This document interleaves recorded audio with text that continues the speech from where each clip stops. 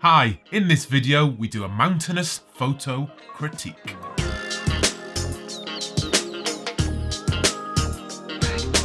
Hi, I'm Adam and welcome to First Man Photography, the channel that will help you take your photography to the next level. If you haven't done so yet, head over to firstmanphotography.com, fill in your details to join the email list, and I'll send you a free copy of the ebook on how to capture perfect exposure every time. Okay, let's get into this. So I've been contacted by Iain MacLeod, who's been shooting since the start of this year. He's really interested in the outdoors, so he's picked himself up a Canon 1200D and he's got out into Scotland to capture some landscape. He's been following my work now for a while and says that I've inspired him to get out into the landscape and capture those photographs. So that's great. Let's get into the computer though, without further ado, and look at some of Iain's images. Here we have the first image, and it is a Glencoe sunrise. And like I said, the EOS 1200D there. And it's not a bad image. He's captured some really nice light in the image here.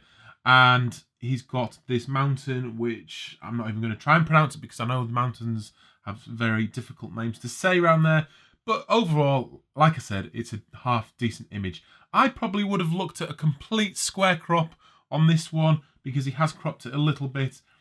Because there isn't a massive amount of interest over in this foreground either. Just crop that out as well maybe, because all the interest is in this mountain here and the light on it. But not a bad start. It's not the perfect image. There's probably things he can do to work on his composition there. But let's move on to the next one. Okay, and here this is Alport castles in the Peak District. And it's a decent little image. He has the problem with the tree that I had on one of my recent vlogs here, where you kind of lose the tree in the landscape here. If you can get that tree above the horizon line, it's going to have much more of an impact on the image. As it is, it doesn't really impact this image, so I probably would have stepped in front of that or just got a different composition where the tree isn't in it, because I don't think it's providing or adding anything to that image. On the whole though, it's an interesting landscape, well captured. It's that moody kind of day that you get in the UK, so he's captured that well. It is difficult when you've got these cloudy conditions. What I would say on this one is it's probably just a little bit underexposed.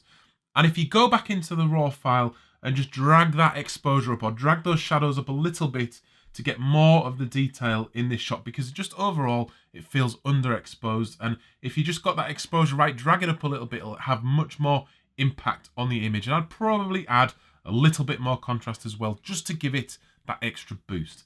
But overall, not too bad. Let's move on to the next one.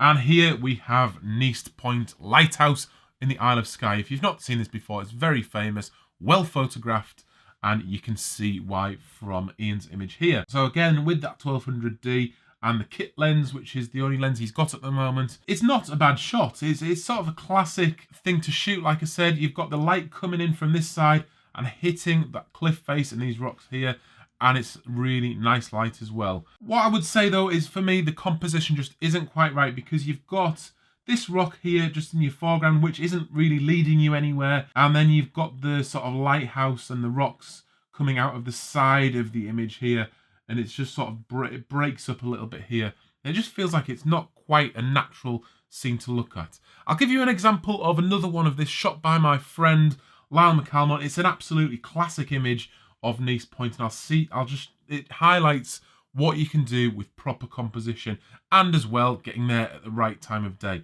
And this is his image, and now you can see it's a better time of the day, because that golden light is casting its rays all over the rock face here and just brings out that extra colour. He's also captured some nice pinks in the sky here, because we're getting towards the end of the day.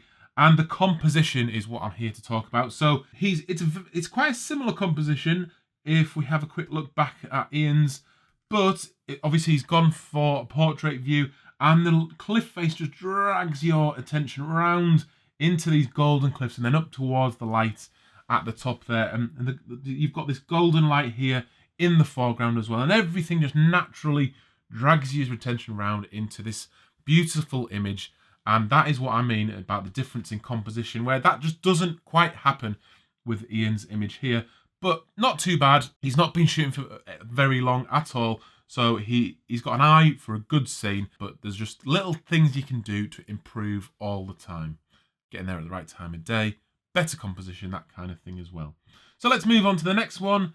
And here we have Isle of Rum sunset. Taken during a a summit camp on the mountain on the Isle of Skye. And I absolutely love this image. It's got a really nice feeling to it. And what Iain's achieved here is he's gone the extra effort that a lot of people just would not do. And that's to camp on the top of a mountain in the Isle of Skye. Most people are not going to do that. And because he's captured an image that most other people would not get. He's just got these, you can see the clouds. He's above these clouds here. You're almost looking down on them there. You've got the colour in the sky, and you've got this cliff kind of leading you all in to the middle as well, and just the beautiful tones, the beautiful colours, and that perspective that you just wouldn't normally see from a shot like this.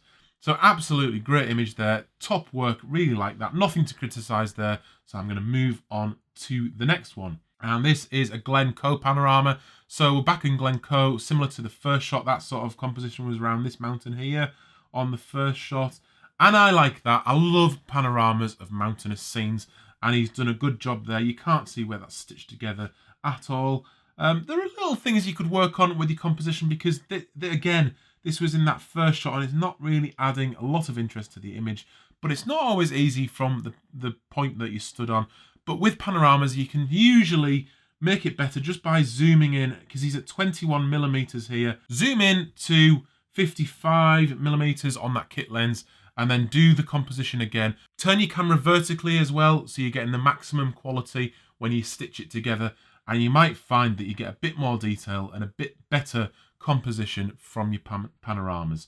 But a good shot, I do like it. It's an incredible scene. Glencoe is amazing. But let's move on to the next one. Okay, this is, where are we here? We're on the Isle of Arran now. Iain is getting around, and that effort is what counts in landscape photography, more so than quite a lot of other things. And here he's captured another beautiful image. Iain's got obviously a natural talent here that he's managing to bring out, and this is a lovely image. It is at sunset by the looks of it, and the deer, it's all about the deer here that are watching him. And because of that, at first I was kind of thinking, well, I would probably crop in a little bit, or I would have zoomed in at the time, just to focus the attention on the deer, which is what the image is all about. Something like that maybe. But then again, I do like the context that the mountains in this corner here bring to the image. The one thing that I would say, if I was going to be critical though, is it just looks like it's lacking a little bit of sharpness around the deer here. And I don't think that's because of the lens. If we look at the settings he's used, we're at 1/39th of a second. I don't know how the camera has told Flickr that that's what it's used, but 1/39th of a second with f11 18mm ISO 100, and that's what he's used to capture the silhouette. You don't need to be at f11 when you're capturing a silhouette, because it's not, you're only focusing on the silhouette here. You don't need that distance of depth of field, so you can just focus in on the deer, and then the background will look just fine at much lower apertures or bigger apertures than that. So I would have gone probably f4, something like that, or whatever the lens will achieve, and then just focus in, and you can then bring that shutter speed up to really freeze the action here, because deer are obviously moving a lot. So 1/39th of a second, those deer probably don't appear quite sharp because they were maybe moving a tiny little bit. And if you just take that shutter speed up a little bit, you'll get a nice sharper image. And that's what I would say on that one, but it is a great image. He's in the right place at the right time, and he's captured it really nicely. Let's move on to the next one. And this is a Canon rainbow. Okay, I'm not a massive fan of this shot. He's obviously got the rainbow here and some good detail in the sky, but there's not a lot going on in this image. This sort of bottom half here, it's not really leading me into anything. There's no foreground interest. It all just feels like it's in shadow. If you're going to focus your shot all around the rainbow, which is what this seems to be, zoom in as much as you can. Get to 55mm. Zoom in on this area and detail the rainbow, which is what the shot's all about. But for me, that hasn't quite worked there on this occasion. Let's move on to the next one. and we have an eye of sky, black and white. And it is a nice scene. But I know I'm being quite critical here to Iain, but he does have some skill here. So I'm hoping he can take it and then use it to take his photography to the next level. But this shot just feels a little bit like a snapshot for me, because you can point your camera at a scene like that and it will produce a good photo. And I just feel maybe that's why he's gone black and white here, because he's making up for the fact that it isn't quite the image it could have been with this scene. Now, we're talking composition a little bit here, because he's obviously just stood up and snapped this shot, which is what the feeling I'm getting. What I would have done here is get the camera on a tripod, get to the edge of these rocks here, and get it nice and low. So you get that water in the foreground. You could do a long exposure to smooth it out, but get that water in the foreground, and it's going to add a lot more interest in the foreground of your scene. And then maybe these rocks here could lead you into this mountain and the building here. The building isn't totally necessary for me in the scene. I wouldn't mind if that wasn't there. For me, it's all about these mountains and those moody clouds in the background. So that's what I would say for that shot. Get into this sort of area, get down low, and take the shot again. Get that composition lower, and then it'll feel bigger as well as you're down low to that water, looking up at that mountain. And just don't be afraid as well to zoom in a little bit, because he's stuck at 18mm here. If you need to zoom in further than that, do so to really make the composition and the point of interest in your image, which is the mountains here, work for you. So overall, that's how I feel about that one. Let's move on to the next one. And we have a Camden Bothy in Scotland. I quite like this image. I love buildings like this in the mountains. They really give a sense of scope, of isolation, which is what being in the mountains for me is all about. And he's captured that well. It's a decent enough composition. If you could find some foreground interest, that would work, but it's all about the Bothy on this image, which is the building. So I think you could improve this though, again, just by your post-processing. Again, it feels a little bit underexposed, and just dragging that exposure up or dragging those shadows up is really going to make the building pop. And that red colour against the sort of yellowy green background could really work as well. So boost the contrast, boost the saturation, and make the image work for you with what you've captured. So that's what I'd say about that one. Let's move on to the next and final image, which is a very famous mountain near Glencoe in Scotland. So he's camped again, winter wild camping, absolutely perfect for me in there. He's getting into position, into those places that most people are not willing to go to, and he's done it, and he's captured a good image again. One that you're not going to normally see. He's gone for a long exposure on this one, a 15-second long exposure, f8. He's gone to ISO 800, so probably not perfect. He could have gone down to 100, just exposed for a little bit longer, and that still would have worked. I don't know if he's using a tripod or not, but it's a decent image, and I do like the sort of road here with those lights. What I would say though is just composition-wise, try and get it so the lights here are down to the corner of the image. That will just work a bit better.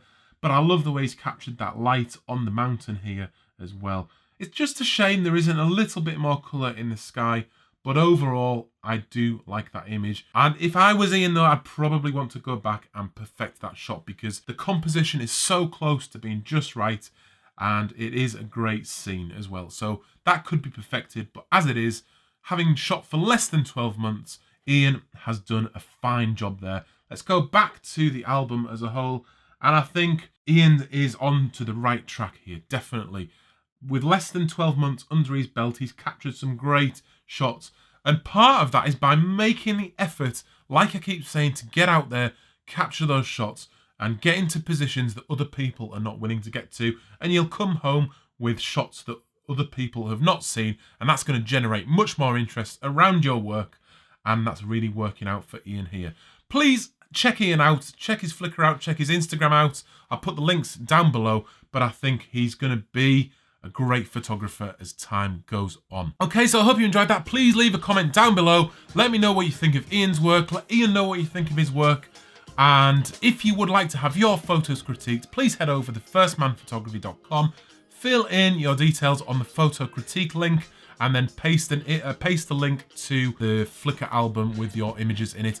I will also accept 500 pics albums, because Flickr is just getting worse and worse and worse all the time. So it probably won't be long before Flickr is with us no more. But on that sad note, there are videos going up from me every Sunday and every Wednesday, so please subscribe to the channel if you have not done so already, and I'll see you on another video very soon. I'm Adam, this is First Man Photography, out.